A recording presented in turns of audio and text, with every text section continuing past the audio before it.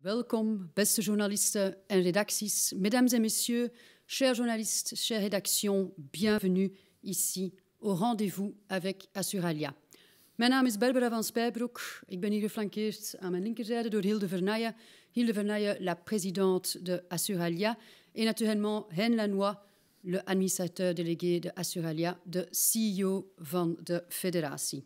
Wij hebben vandaag een goed gevulde agenda voor u. We starten kort met een eerste deel met een aantal kerncijfers uit de sector naar jaarlijkse gewoonten. Maar we konden niet over cijfers en over tendensen spreken zonder te spreken over de overstromingen en zonder de impact hierover te communiceren met u. Dat doen we in het tweede deel van de persconferentie. Maak u geen zorgen, daar komen we snel toe.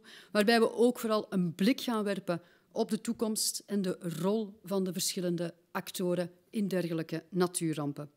Dans la deuxième partie de la conférence de presse, nous nous intéressons aux récentes inondations qui ont frappé notre pays cet été. Nous examinons ensemble avec vous les chiffres et aussi les besoins futurs pour faire face aux conséquences des catastrophes naturelles.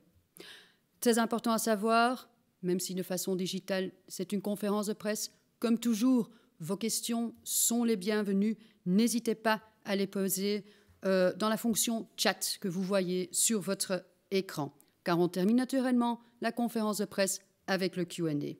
Maak zeker gebruik van de mogelijkheid om de chatfunctie, om daar uw vragen in te geven. Het blijft uiteraard een persconferentie. We trachten om 11:20 te stoppen, maar alle vragen worden vandaag met zekerheid beantwoord. Wij blijven ter uw beschikking. U ontvangt ook uiteraard het persbericht, de persmap, alle infographics. Die staan om 11:30 op onze site press.assuralia.be. Zo, daarmee sluit ik deze agenda af en geef ik zeer graag het woord aan Hilde Vernaayen.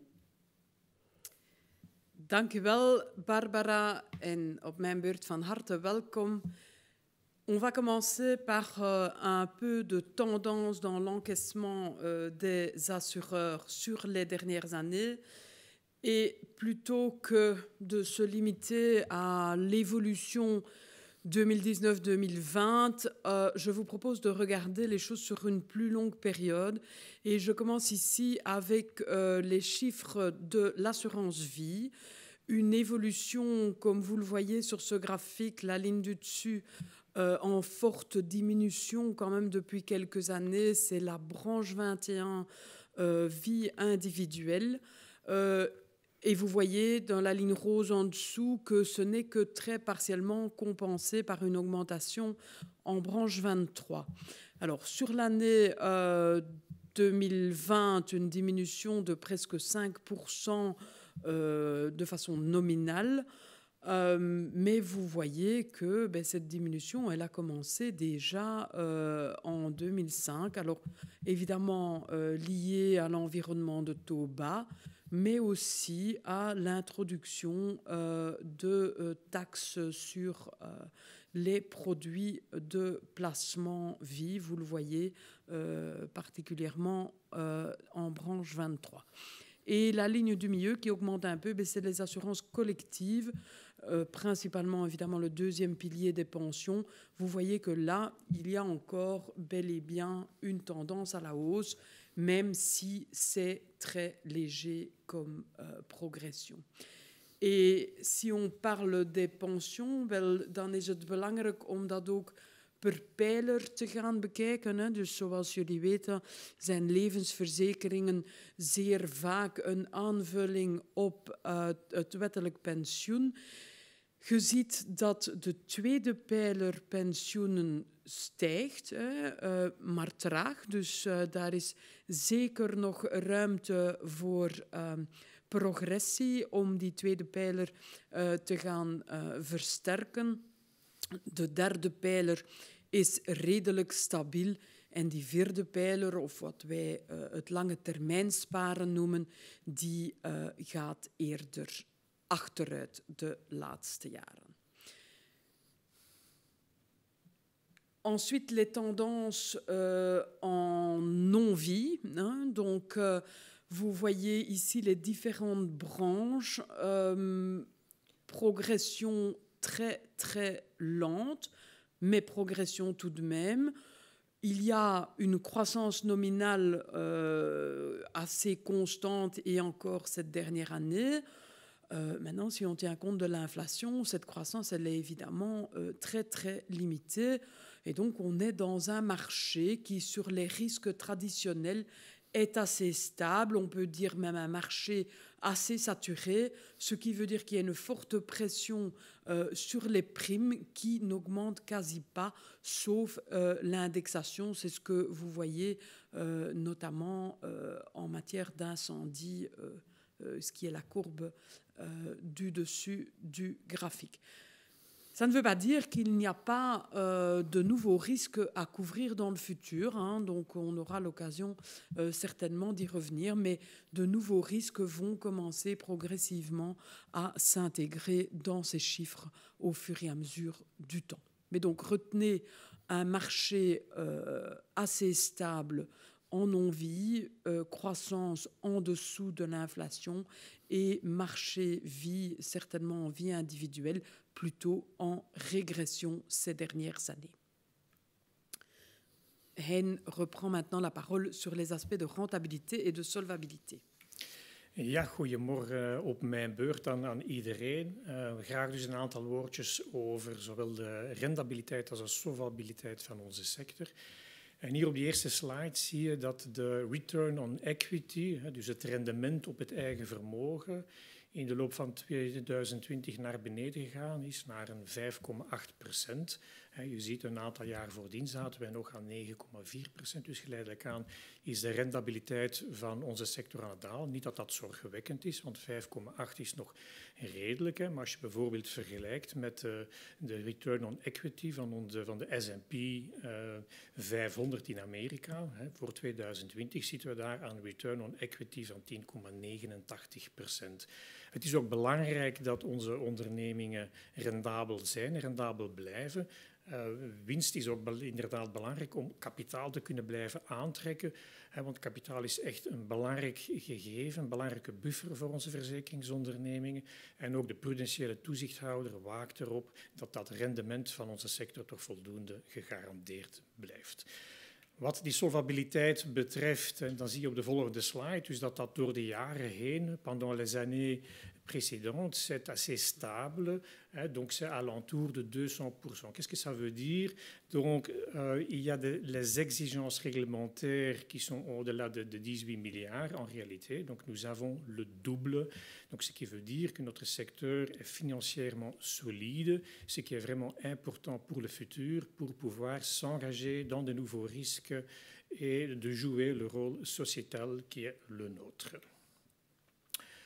Laten we dan eventjes ook overgaan op de ondersteuning van de economie. Dus de verzekeraars met al de premies die ze ontvangen hebben belangrijke kapitalen die ze op hun beurt moeten investeren via hun technische reserves.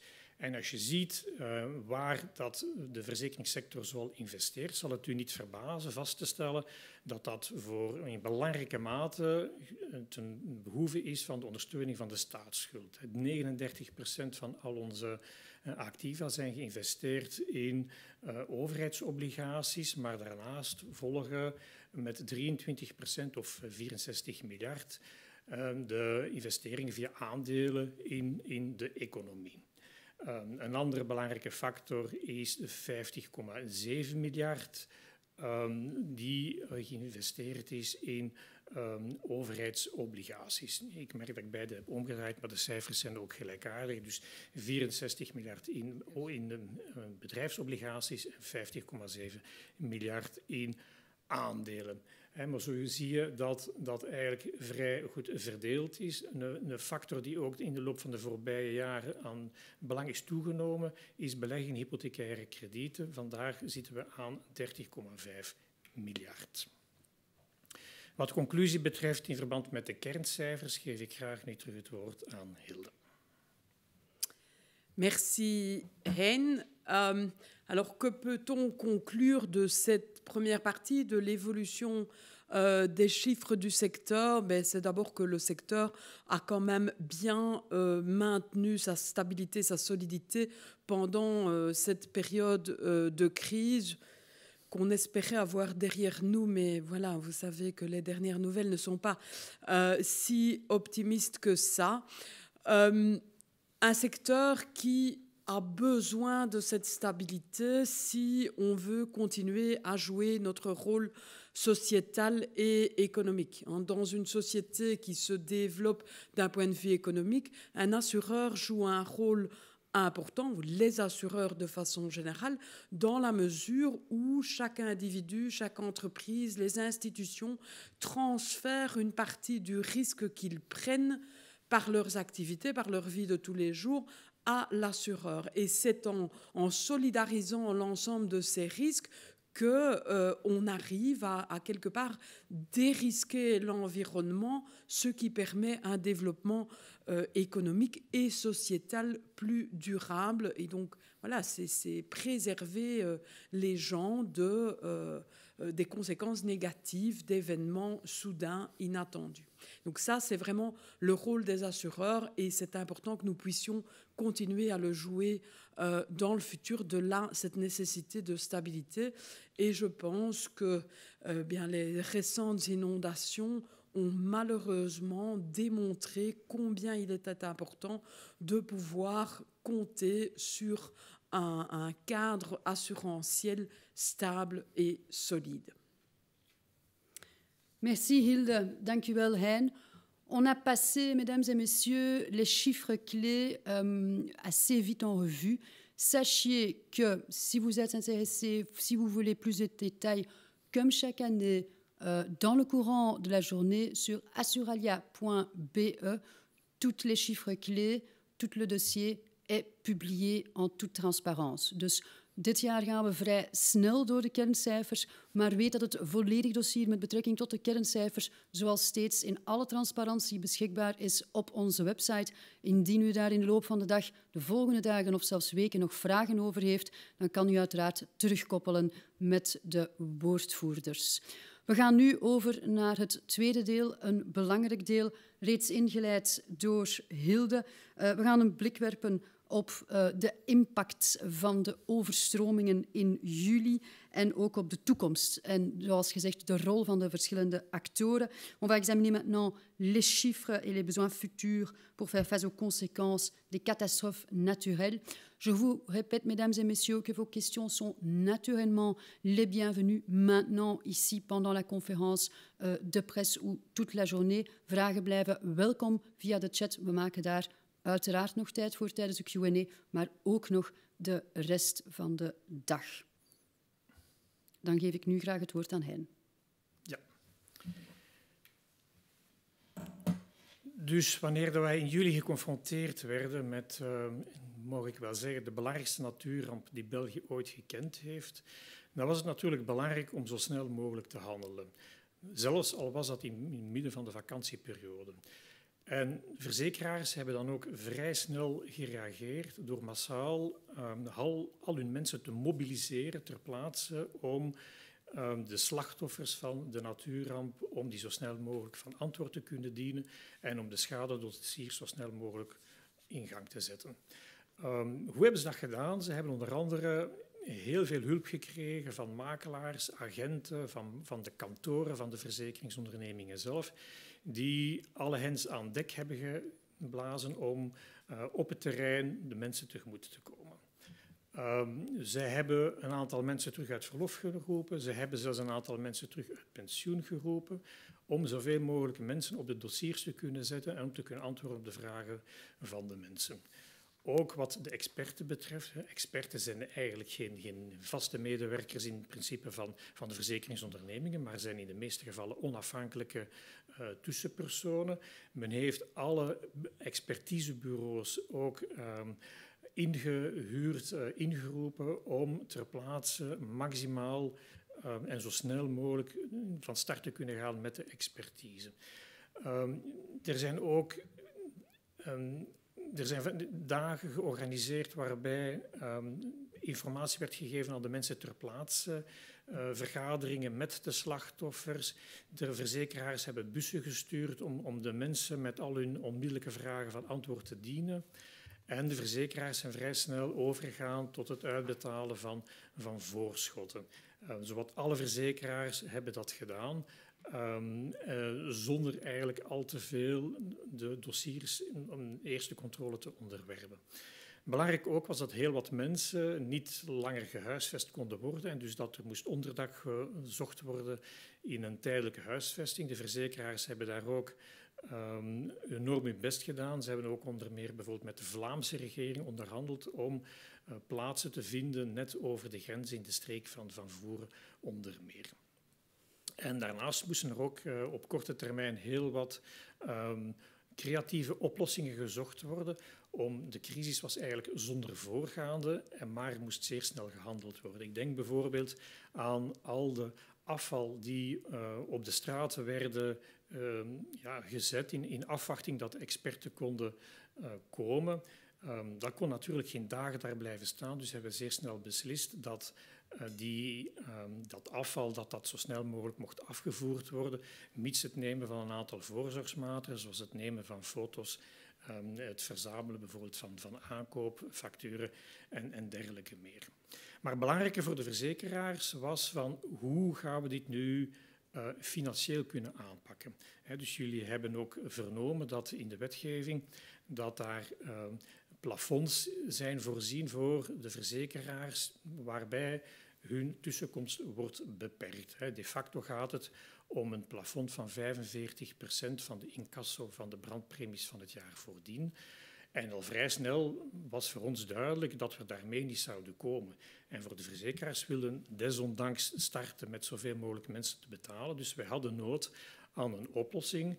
En we zijn dan ook zeer snel met de Waalse overheid en nadien met andere regio's aan tafel gegaan om naar een oplossing te zoeken in het belang van de slachtoffers. En die oplossing uiteindelijk is gevonden begin augustus. Is een oplossing waarbij dat zowel de verzekeraars een inspanning doen als de overheden zelf. Verzekeraars zijn overgegaan tot een verdubbeling van hun plafond. En tot een prefinanciering van al het overige ten aanzien van het Waalse gewest en de andere gewesten, wetende dat dat toch eigenlijk ook voor de gewesten een zeer belangrijke bijkomende factuur betekent. Laten we dan eens meer in detail gaan bekijken wat dat de schadelast is voor de verschillende regio's. Donc, les chiffres que vous voyez sont les chiffres au 30 septembre. Et vous constatez qu'on fait une distinction entre les risques simples, les voitures, où on parle surtout de la couverture omnium, et les autres sinistres, mais surtout les risques spéciaux. Quelle est la distinction entre les risques simples et les risques spéciaux? Eh bien, les risques simples, ce sont toutes les maisons des particuliers et les petits commerces. Pour les grandes superficies commerciales, donc là, ce sont plutôt des risques spéciaux. Et uniquement en ce qui concerne les risques simples, il y a une obligation légale de couverture pour les catastrophes naturelles. Et donc là, quand on regarde le nombre total de sinistres, on constate qu'on arrive au niveau des risques simples à 63 000 dossiers, plus de 6 600 voitures en omnium ont été endommagées. Et au niveau des risques spéciaux, on arrive à 1452 dossiers, donc ce qui fait en total 71 746, ce qui est quand même une masse énorme pour les assureurs à traiter à bref délai. Vous voyez là sur la carte une répartition et vous voyez tout de suite que c'est surtout la Wallonie qui a été surtout entamé. Donc, il y a 62 440 dossiers ouverts en Wallonie, en Flandre, presque 8 000, et même en Bruxelles, il y a quand même également 1400 dossiers qui ont été ouverts. Wat betekent dat dan in schadelast? Je ziet de totale schadelast, dus zowel van de eenvoudige risico's, speciale risico's als beschadigde wagens in omnium, komen wij aan een totaal verzekerd bedrag van 2.163.164 miljoen, zeg maar. Waarvan dat de belangrijkste schadelast terug te vinden is in Wallonië, waar dat we te maken hebben met een totaal van boven de 2 miljard. Vlaanderen 64 miljard en Brussel iets meer dan 19 miljard. Ce qui est intéressant, c'est maintenant de voir un peu qu'est-ce que ça veut dire au niveau des communes. Et on vous présente les 10 communes les plus touchées. Donc, il y a là, en premier lieu, il s'agit de Liège, avec un coût total de plus que 208, presque 209 millions pour 6 977 sinistres. En Verviers, seconde, 142 millions et 3 871 dossiers. Puis, je ne vais pas rappeler tous les chiffres, mais vous voyez que les 10 communes les plus touchées sont par après Troos, Chaudfontaine, Pépinster, Esneux, Eupen, Limbourg, Theux et Rochefort. Donc là, on voit quand même la concentration géographique assez importante. Au niveau de la Vlaanderen, dus wat Vlaanderen betreft, is dat veel meer verdeeld. De belangrijkste gemeente die getroffen is Voeren. Dat verbaast ons ook niet, omdat Voeren eigenlijk zeer dicht ligt bij de Waalse getroffen gebieden. Misschien meer interessant is te zien daarna het lijstje Grimbergen. Grimbergen is de tweede meest getroffen gemeente in Vlaanderen, met toch ook wel meer dan 2 miljoen euro schade, met 187 dossiers. Tiene, Hasselt, Halen, Sint-Truiden, Alken, dat is een beetje zo de regio die ook zeer zwaar getroffen is en die ook in het lijstje terugvindt, maar ook in Vlaanderen. In Brussel, bedoel ik in Brabant, heb je gemeenten zoals Beersel en Leuven die toch te maken hebben gehad met belangrijke beken die zijn overstroomd en die voor de nodige schade hebben gezorgd. Mais aussi à Bruxelles, donc il y a quand même eu des dégâts. Donc là, on reprend les 5 communes les plus touchées, avec Bruxelles même. En premier lieu, avec quand même 5,5 millions d'euros de coût total. Et puis Schaerbeek, Anderlecht, Uccle et, pour finir, Elsene. Quand on regarde ça au niveau de la concentration, en Wallonie, sur les 256 communes, il y a quand même 98 communes où on a constaté plus que 100 sinistres. En Flandre, c'est beaucoup moins concentré. Et donc là, on voit qu'il y a sur les 300 communes, il n'y a que 17 communes qui sont touchées avec des sinistres, avec plus de 100 sinistres. Et en Bruxelles, il s'agit de 5 communes sur 19. Een laatste slide die ik graag met jullie deel is een beetje een historisch overzicht van alle natuurrampen en andere incidenten in het kader van de brandverzekering in de loop van de voorbije 10 jaar. En er is toch wel een kenmerkende evolutie die zich aftekent. Ik denk dat 2014 een beetje een uitzonderingsjaar was met 147.000 schadegevallen, die voornamelijk te danken zijn aan de Pinksterstormen, waar dat er enorme schadelast was omwille van hagel, met voertuigen die getroffen zijn. Maar abstractie makende van dit jaar, dan zie je toch geleidelijk aan een constante van stijging van het aantal schadegevallen. Wat dat je niet ziet in de slide is de frequentie. Wat wij dus zien is niet alleen een hogere schadelast, maar ook een toename van de frequentie van de schade van de natuurrampen of van de incidenten, voornamelijk dus in de voorbije jaren.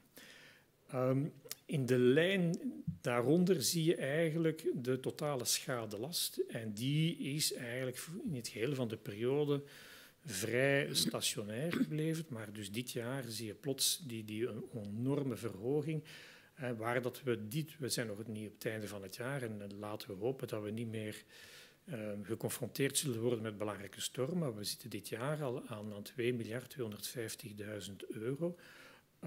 De totale schadelast waarmee dat de verzekeringssector geconfronteerd wordt en meer dan 125.000 dossiers. Ik denk dat nu belangrijk is dat Hilde een aantal belangrijke lessen kan overlopen met betrekking tot met de ervaring die wij opgedaan en ook wat dat wij naar de toekomst mogen verwachten. Effectivement, donc merci Hein d'abord pour ces quelques chiffres sur les événements récents et puis l'aperçu sur la période plus longue parce que effectivement la question qu'il faut se poser est maintenant quoi, hein? D'abord, sur le court terme, les assureurs, les agents, les courtiers restent bien évidemment présents sur le terrain pour soutenir tous les sinistrés. Et voilà, et ce sera comme ça jusqu'à ce que le dernier dossier sera réglé. Et Assuralia continuera à communiquer de façon très transparente sur l'évolution de tout ça.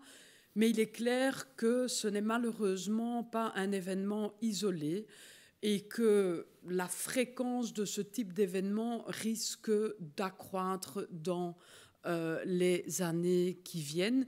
Et donc, il est très important de se préparer à ça pour qu'on puisse, d'une part, tenter de prévenir au maximum ce type de risque et si le risque, si la catastrophe se passe, de tenter d'en limiter les conséquences et pour le solde d'indemniser les dégâts.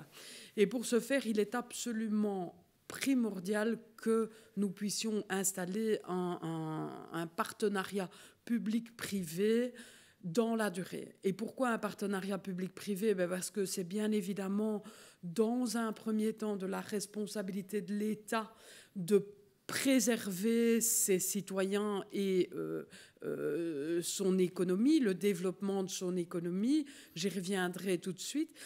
Et par ailleurs, les assureurs, dont c'est le métier de gérer le risque, ont énormément de données et d'informations à disposition qui peuvent justement aider l'État à tenter, dans un premier temps, de prévenir au mieux ces risques. Mais voilà, on a montré avec le protocole qu'on a signé que les assureurs et les autorités publiques étaient à même de réagir rapidement pour le bien-être des gens, tenter de dédommager au mieux, de secourir les gens, etc. Mais cette réaction qu'on a eue et qui est vraiment une bonne chose, ça ne peut pas s'arrêter là, ça doit nous servir à construire le futur. Nous devons apprendre de ce qui s'est passé pour construire ensemble le futur.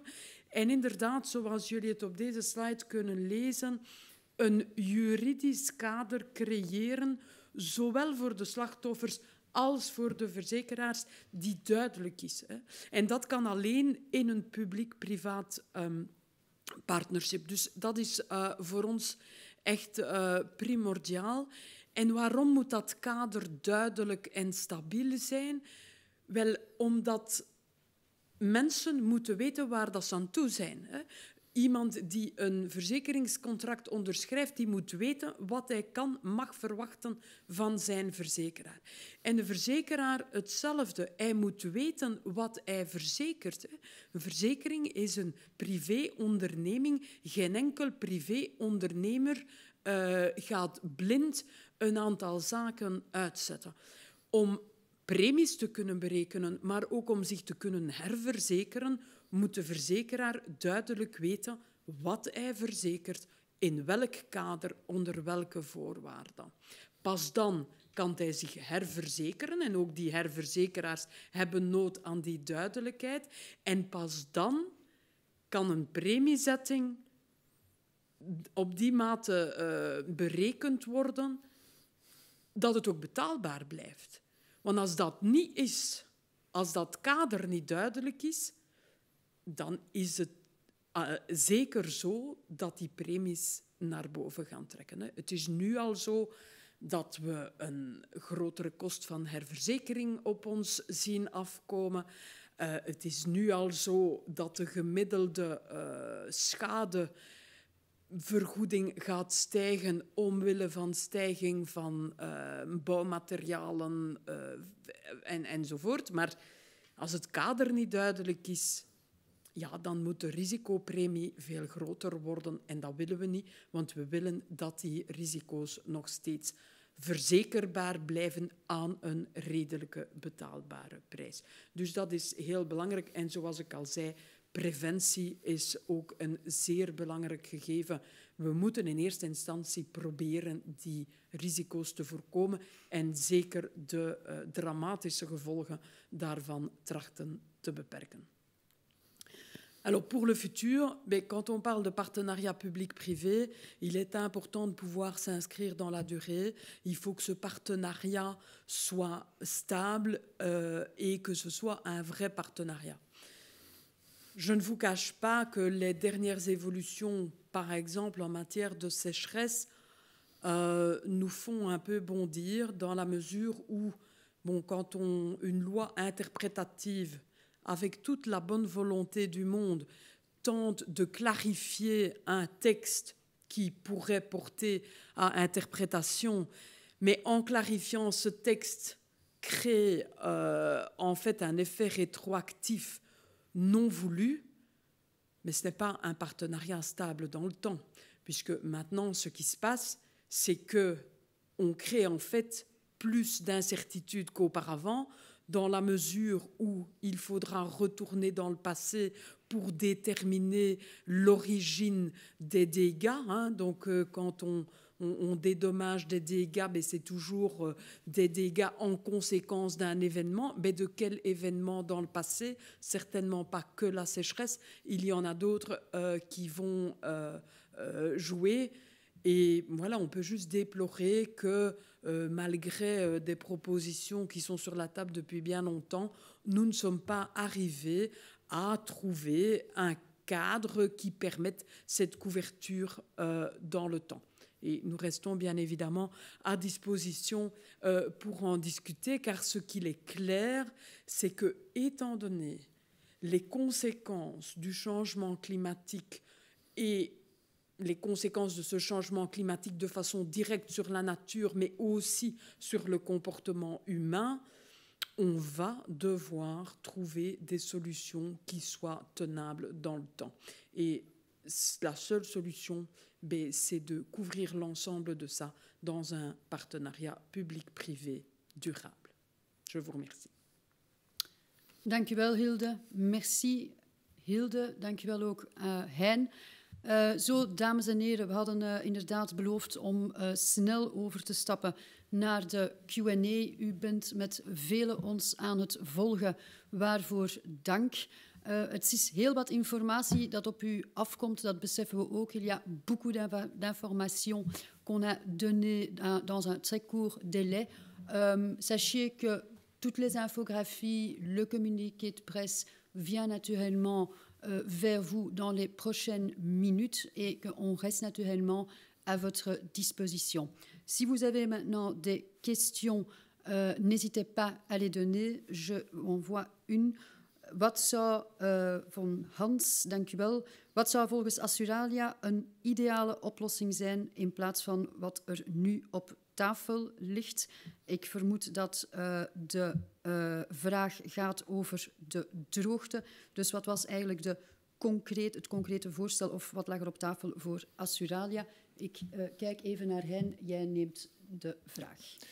Ja, dank u voor de vraag. Inderdaad, wij hebben de voorbije maanden voor de zomer met onze leden heel hard gewerkt om eigenlijk een vrij duurzaam voorstel op tafel te leggen, waarvan de krijtlijnen de volgende zijn.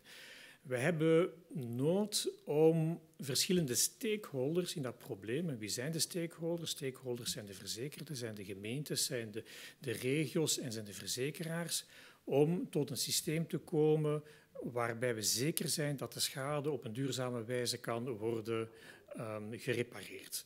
En ons idee was om in een overgangsperiode van 4 jaar om de verzekeraars toe te laten van het risico te leren inschatten. Want de verzekeraars zijn geconfronteerd met een risico, met een bepaalde schade die pas zeer recent naar boven is gekomen, waarvan dat ze moeten expertise opdoen, waar ze moeten weten van kijk, welke impact heeft dat op de premie en dergelijke meer.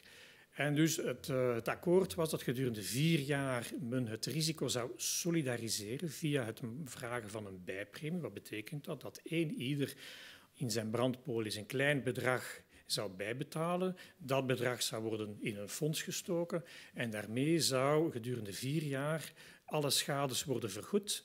En tegelijkertijd zouden de gewesten werk maken van een duidelijke cartografie. Want het risico is een risico dat enkel zich voordoet in wel specifieke regio's. Regio's die wij vandaag niet kennen, dus die wij als verzekeraars moeilijk kunnen inschatten. Wat ons niet toelaat van een precieze premie te gaan bepalen voor die risico's. Dus wij zouden gedurende die 4 jaar de overheid toelaten van die cartografie te maken. We denken ook dat in die tijd de stedenbouwkundige voorschriften moeten worden uitgewerkt door de gemeenten die in de risicogebieden zitten. Het is inderdaad belangrijk als je in een risicozone woont en als je bouwt, dat je funderingen aanpast aan het probleem van de droogte. En na 4 jaar denken wij dat wij voldoende expertise zullen opgebouwd hebben, zodat wij nadien de markt opnieuw kunnen laten het risico dekken. We hadden ook voorzien in specifieke tussenkomsten voor het stabiliseren van de funderingen. Want dat is eigenlijk een van de interpretatievragen waarmee we vandaag geconfronteerd zijn. Wat gaan jullie vandaag dekken in de interpretatieve wet? In principe wordt er enkel maar de gevolgschade gedekt in een brandverzekering. Maar dus het probleem bij al die huizen is niet de barsten in de muur. Dat kan inderdaad vrij gemakkelijk gerepareerd worden. Maar eigenlijk de oorzaak moet aangepakt worden. En dat zijn de funderingen die niet adequaat zijn om aan het risico een antwoord te bieden. En dus in het voorstel dat wij hadden gedaan, was er ook daar plaats voor zeer concrete oplossingen. Dank je wel, Hein. Quelques journalistes demandent d'avoir aussi cette réponse en français, ce qu'on comprend naturellement. Je propose de faire cela par après, par téléphone. Voilà. Une autre question, en dehors des participations dans l'économie déjà évoquées lors de votre présentation, un effort supplémentaire des assureurs est-il effectivement prévu et si oui, en quoi consiste-t-il? Pour Hilde. Merci pour la question. D'abord, donc effectivement, quand on a discuté du protocole avec la région wallonne, nous avons eu également une discussion sur le potentiel investissement supplémentaire des assureurs dans la reconstruction. Alors, vous avez vu dans les chiffres que les assureurs sont des investisseurs importants dans l'économie belge, financent l'État et les régions, mais aussi les entreprises par ailleurs de par leur placement. Et c'est dans ce cadre que nous nous sommes engagés, et c'est un engagement de moyens, de voir comment on pouvait participer, par exemple dans des fonds de reconstruction, par exemple dans des investissements spécifiques d'infrastructures, etc. Alors, il est un peu trop tôt pour vous donner des choses concrètes par rapport à ça, puisque, comme vous le savez probablement, la région wallonne principalement est aujourd'hui en train de mettre tout ça en carte. Et puis, parfois, ce n'est pas la région elle-même, mais ce sont les prestataires d'utilitaires ou que sais-je qui vont chercher des fonds dans le public ou chez leurs banquiers ou vers leurs investisseurs traditionnels pour financer cette reconstruction. Donc voilà, les assureurs se sont en tout cas engagés à regarder avec un a priori positif toutes ces initiatives qui vont venir au fur et à mesure du temps pour tenter de reconstruire tout ce qui a été détruit dans la région. Merci beaucoup, Hilde. Je passe à la prochaine question. Je vais combler les deux. Combien de dossiers ouverts ont été clôturés? Est-ce qu'on a une vue sur le nombre?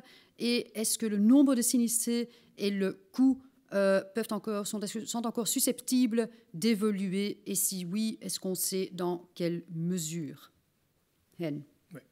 Merci pour la question. Tout d'abord, donc, combien de dossiers ont été clôturés entre-temps? C'est difficile à dire, mais ce que je peux vous dire, c'est qu'il faut faire une distinction entre les dossiers simples et les dossiers plus complexes. Je crois que pour les dossiers simples, qu'on peut dire que ces dossiers, en principe, devront être clôturés pour la fin de l'année. Le problème, c'est quand il y a des constructions à refaire, ça demande du temps. Et donc, tout dépend de la vitesse avec laquelle les entrepreneurs peuvent commencer à exécuter les travaux, le temps que ça va prendre. Et donc, ce n'est que par après que le dossier peut être clôturé. Donc, ça rend des statistiques exactes aujourd'hui un peu difficiles. Alors, la deuxième question était la question de s'il y avait encore du progrès dans le nombre de sinistres.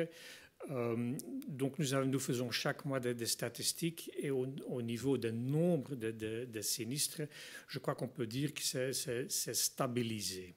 Et donc, ce qui peut encore varier, c'est la valorisation exacte, parce que c'est au fur et à mesure que les expertises ont lieu ou sont finalisées sur place, que les chiffres vont devenir beaucoup plus exacts au niveau de la valeur totale des sinistres.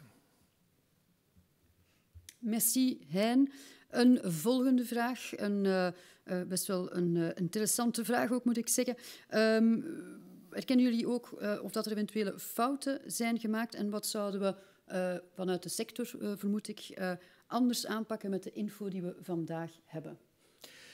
Ja, ik denk niet dat wij hebben kunnen vaststellen dat er belangrijke fouten zijn gebeurd op het terrein.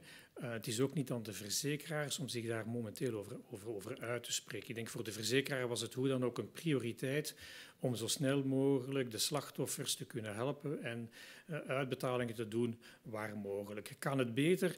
Wellicht wel. Dus we hebben het daar net ook reeds over gezegd, dus dat we veel meer moeten inzetten op preventie. Ik denk naar de toekomst toe. Onze stedenbouwkundige voorschriften, dat is voor verbetering vatbaar. We moeten echt lessen trekken uit hetgeen dit jaar ons is overkomen.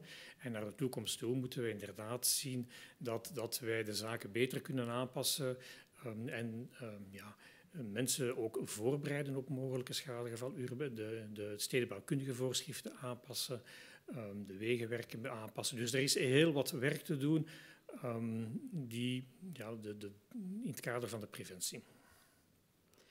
En als ik even mag aanvullen, ik denk wat we hadden moeten doen, maar achteraf is het makkelijk gezegd, is anticiperen op dat wettelijk kader. Want dus, het was niet toepasbaar als dusdanig. En dus dat is een heel belangrijke vaststelling. We hebben zeer snel die conclusie getrokken, zowel aan de verzekeringskant als aan de overheidskant.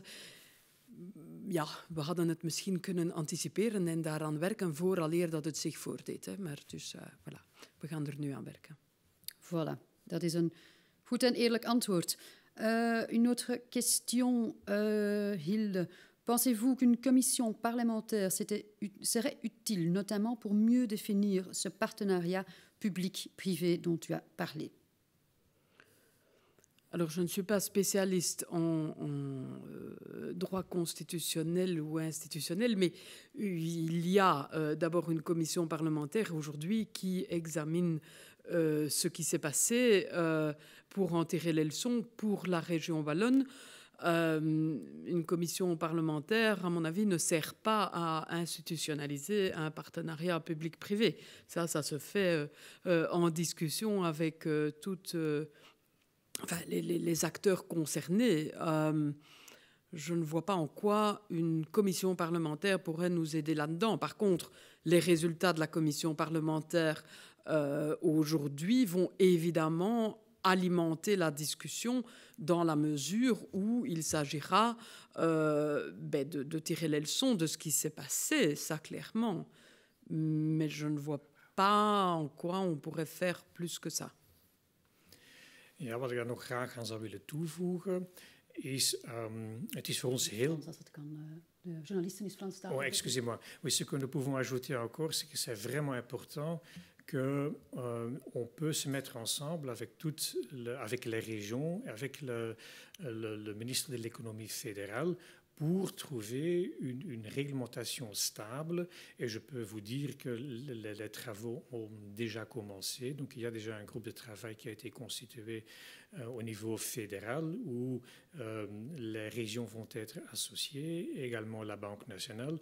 Donc, ce sera vraiment important de trouver ensemble un système qui vaut pour l'ensemble du pays, un système logistique qui est durable et qui permette aux assureurs de jouer leur rôle. Merci Hein, merci Hilde. Dames en heren, ik stel voor, omdat we hier nog een aantal camera's voor de deur hebben staan, die staan te popelen om nog een quote op te nemen, dat we hier afsluiten. Voorlopig uiteraard, want jullie vragen blijven welkom via de woordvoerders van Assuralia. U kan onze gegevens vinden op de website via press@assuralia.be. Wij blijven de hele dag ter uw beschikking wanneer dat u de kans hebt gehad om het dossier rustig na te lezen. Donc, j'insiste, on reste à votre disposition. Vous aurez naturellement l'opportunité de tout relire sur notre site. N'hésitez pas à nous appeler, à nous faire un petit mail. Vous avez suivi avec beaucoup cette conférence de presse. Dat betekent dat we, denk ik, er goed aan hebben gedaan om deze te houden, om deze communicatie ook met jullie te delen. Ik wil u daarvoor van harte bedanken. Je vous remercie. En tot een volgende keer. Dank u wel.